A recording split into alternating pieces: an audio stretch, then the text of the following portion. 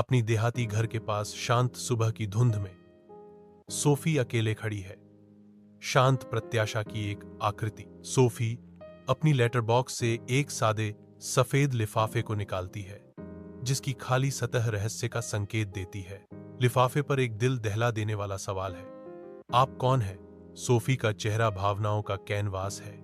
उसकी जिज्ञासा बढ़ती हुई हैरानी की भावना से जूझ रही है। सुबह की धुंध गहरी होती दिखती है, जो सोफी की आंखों में बढ़ती अनिश्चितता को दर्शाती है।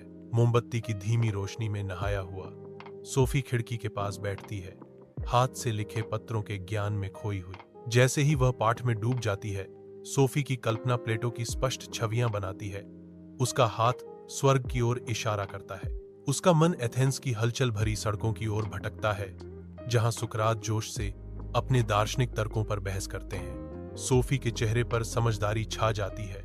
दार्शनिक अवधारणाओं के जड़ पकड़ते ही उसका भाव विस्मय से भर जाता है।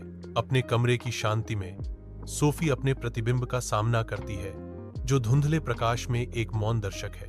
एक झिलमिलाहट, वास्तविकता में एक सूक्ष्म बदलाव, दर्पण की सतह पर नृत्य करता है, जो धारणा से परे एक दुनिया का संकेत देता है। सोफी को एक भयानक एहसास हुआ।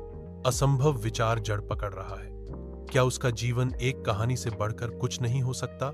यह सवाल हवा में लटका हुआ है, सच्चाई के लिए एक हताश गुहार। क्या मैं असली हूं?